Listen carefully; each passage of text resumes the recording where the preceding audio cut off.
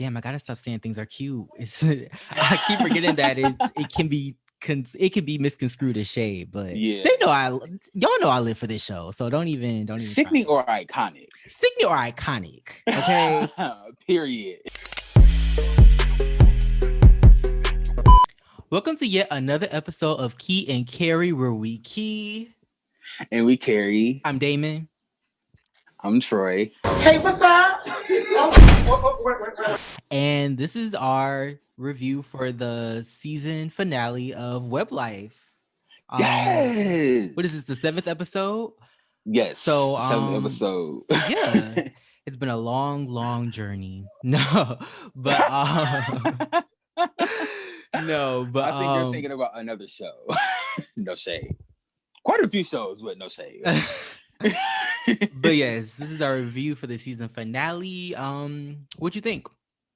I liked it. A good episode to end a good season. I liked that it ended on a positive note. Mm-hmm. Like I really did like that. So overall, I enjoyed the season. Yeah, it was a strong season in all. To sum up the whole season, it was really good. It was a really good season. I don't think that the season finale was as strong as it could have been. Okay. I'm not gonna lie, it seemed a little rushed, just like the way that they ended it. Like, I like how they ended it on like a positive note, you know. Two of the, like, I guess, people that had a season-long beef coming together, right? And, like, you know, right, somewhat mending fences. But yeah, I just kind of wish it was a little more inclusive of like everybody, I guess. And just kind of giving a wrap up of their experience on the season. But maybe they'll do that for the reunion. I'm not sure, but yeah, it just kind of made me think, like, I wonder, is this, you know, was it rushed, or, you know, is this how they actually wanted to end it? But I wasn't mad at it. It was, you know, it was a cute little final episode. It's sickening, baby, and it's iconic. And I don't ever call my music cute. Don't try to give me. If you're not trying to go to that level, don't tell me music is cute, girl. So my music is sickening or iconic if you're going to address it. Thank you. Damn, I gotta stop saying things are cute. It's I keep forgetting that it can be misconstrued as shade, but yeah, they know y'all know I live for this show, so don't even sickening or iconic. Sickening or iconic, okay? Period. Yes, we open up on Lacey and Brandon. I think they're doing a podcast. They're talking about Black gay representation. Representation of the gay Black man that we get in the mainstream is something that is comforting to heterosexual men and white people. How important representation is, and how, you know, people want to see a specific kind of because it makes them comfortable, but you know, obviously that doesn't suit us. We want to see ourselves. Like, I can't tell you how many times I'm on like Instagram or Twitter, and you'll see like a Black man in maybe like feminine attire or something, or his hair might be styled a certain way, and I'm like, oh, like, he's zesty, like, he's sweet, he might as well go ahead, come out the closet. But then in that same breath, like, that man decides to, like, you know, come out as like homosexual, and just like, oh, there go white people pushing that agenda. I was like, you just said this man was gay. And then, men, especially straight men, they don't really get the opportunity to, you know, I guess I'm digressing, but like, they don't really get the opportunity to express themselves if they're feminine. They don't get the opportunity to express their feminine side. Like you said, when they do something feminine, it's like, oh, you're gay, like, instantly.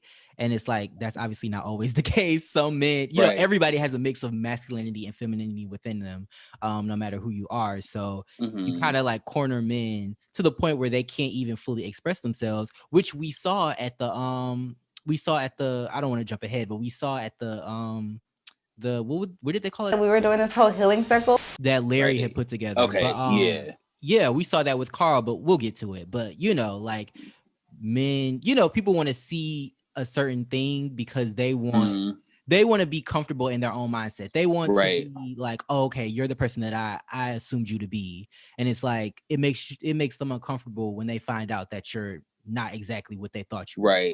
Because that forces them to confront their own ignorance and their own biases. So but yeah, I kind of wish that they went a little bit more into that, but obviously that's her show, so I guess if we want to see it, we gonna have to you know, look it up. So Lacey said that, I guess, Brandon, so this thing with Brandon and Mikey, it's been like the whole season. Do you think, like, do you see what they're talking about? because I just see them being like trying to see the other side, I guess.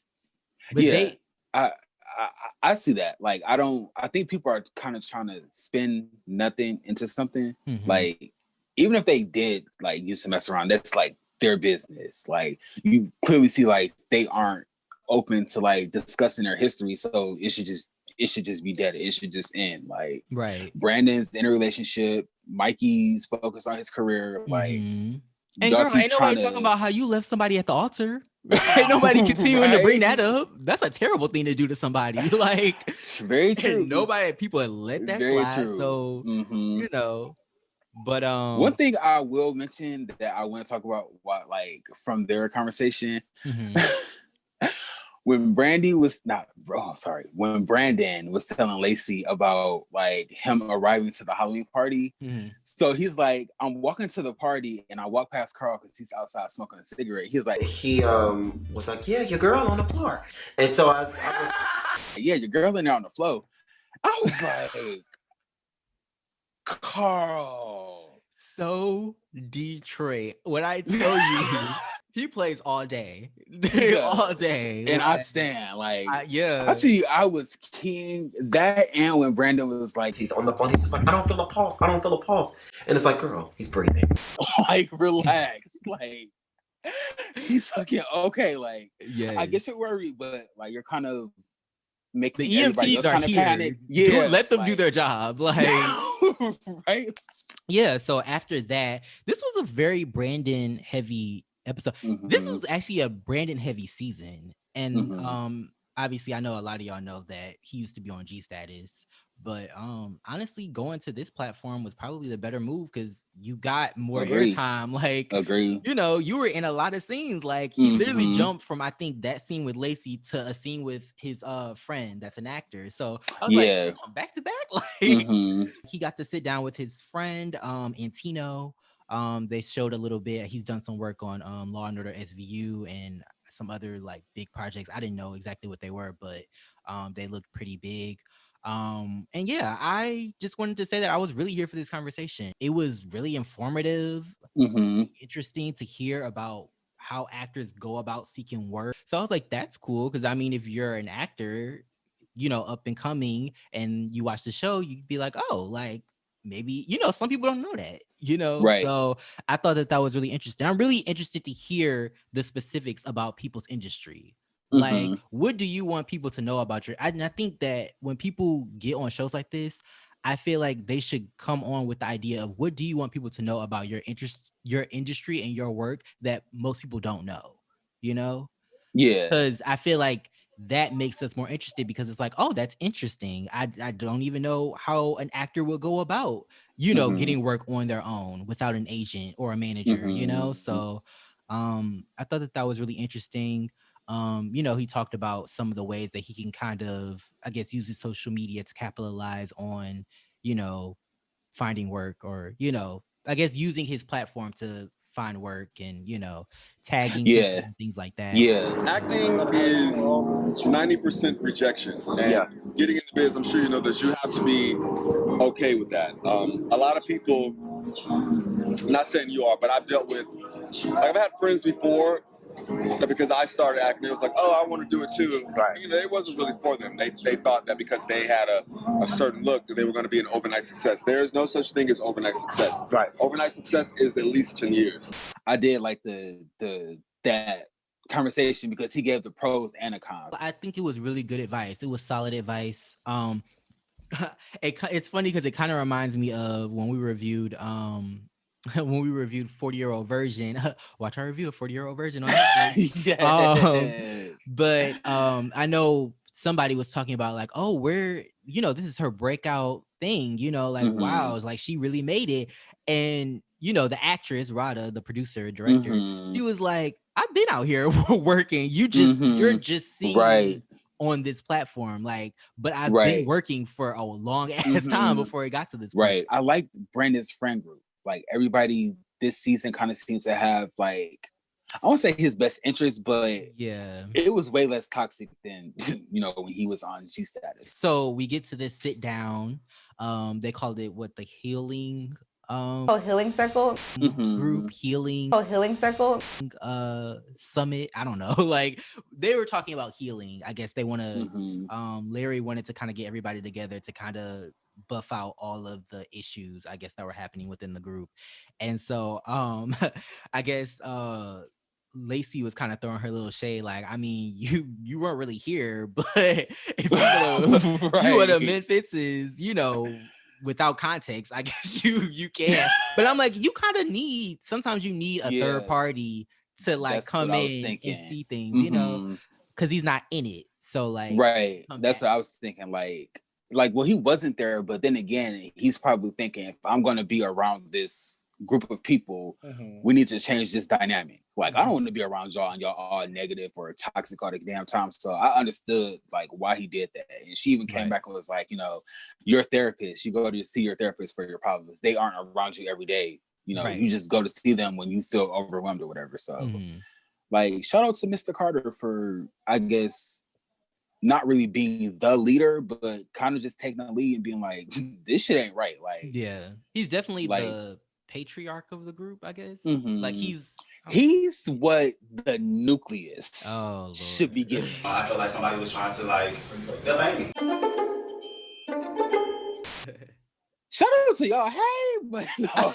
The whole meetup seemed a little heavy. I mean, obviously we know why now, but yeah, like even from jump, it was like very heavy. We find out that that Carl has lost someone that was really important to him recently. I don't know what day it was, but I'm assuming it was within that week, because he said literally said the day, like the weekday. So I'm like, wow, it couldn't have been that long ago if you're saying Thursday, So yeah, I mean, that was, I feel for him. I mean, losing anybody is always awful. So I really felt for him. I really felt like, and then shout out to him for being able to still show up and express open up about it. I was just going to say that, like, because we just talked about like people not liking to be, or not liking to show like their vulnerable side. And he even said it this episode, like, I don't like to see people let me cry or be emotional or whatever. It's because I have this wall up. And I was like, even Larry said it, like, that's strength. Like, that's what makes you human. That's what makes you likable. So we see you breaking down, like, we know that you have emotions and we can relate to you now because you seem more human. This life coach was hands down, he was it. He was professional, and I liked his energy, and I like how he dealt with the cast members. Yes. Yeah, it was cool. Going back to Carl and just expressing himself, like, I just feel like it's inevitable. Like, I think there's a bigger conversation now about how you can't keep those feelings bottled up, because they're gonna come out, and if you keep them bottled up, they're probably gonna come out in like a volatile way. In your stupid office!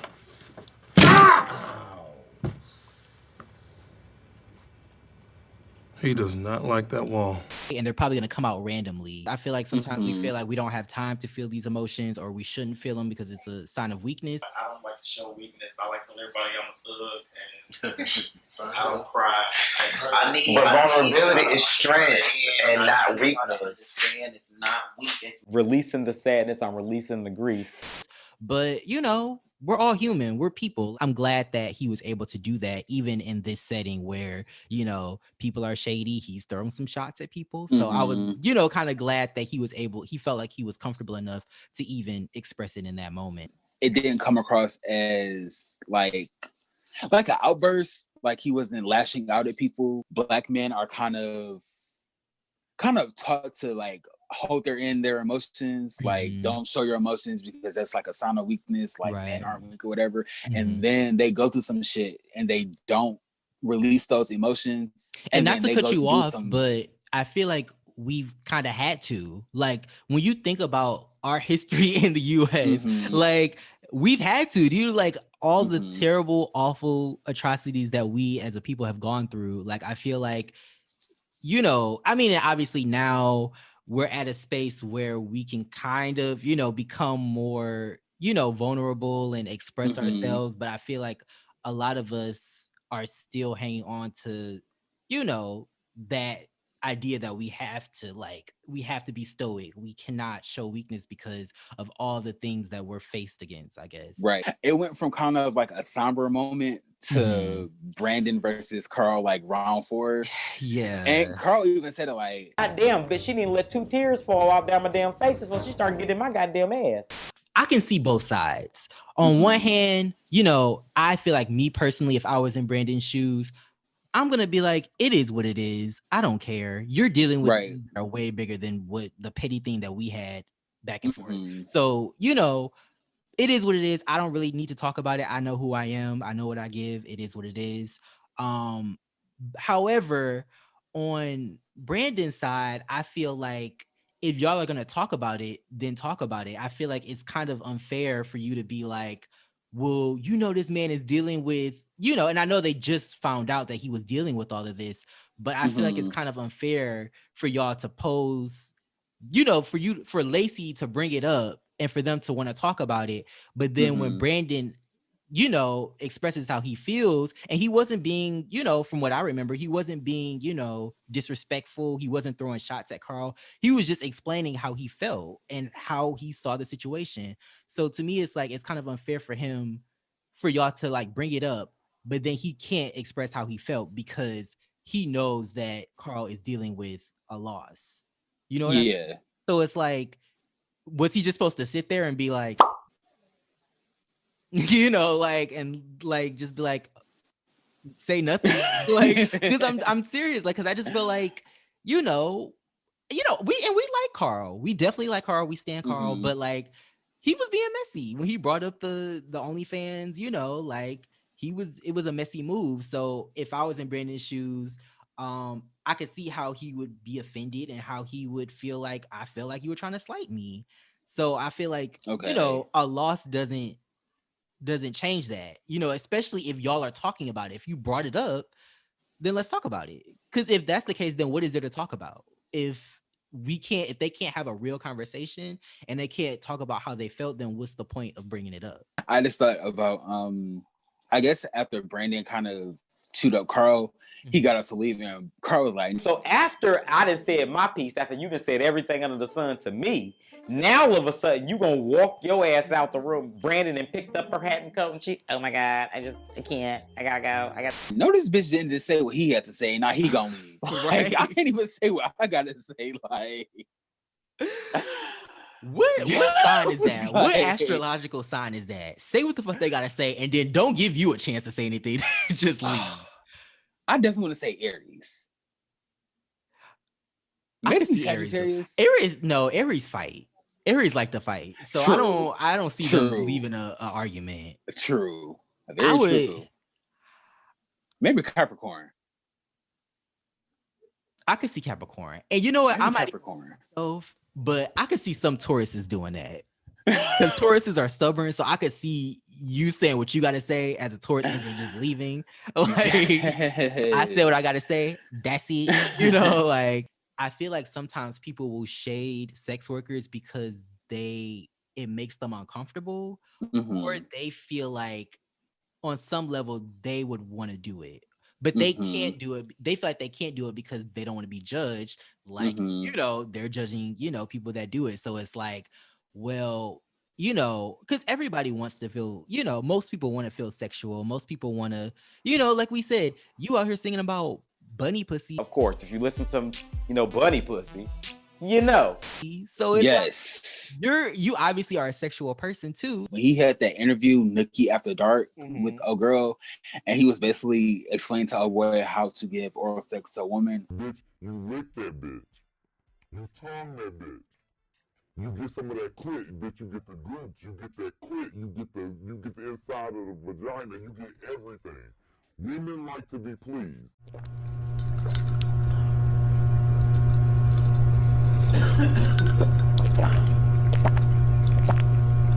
I was like, Carl, this is too much. And he was drunk as fuck.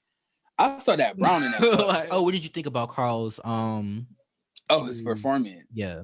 Wet, like bunny pussy. You wanna taste this bunny pussy?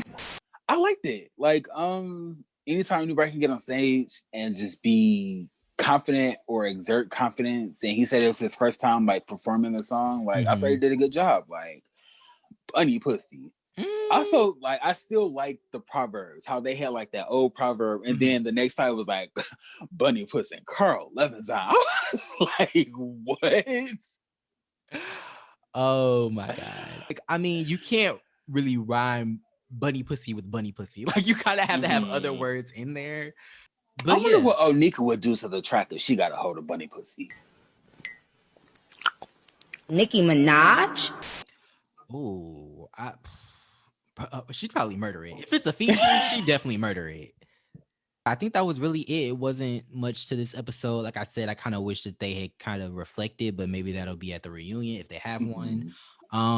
Yeah, I like the season. Yeah, it was a good season. I'm looking forward to season 2. Honestly, I feel like everybody can stay. The only thing I want more of is maybe if Lacey's wife is gonna be on the show. I forgot what her name is. Freshie. If she's gonna be on the show, I want to see more of her. You know, she seems laid back.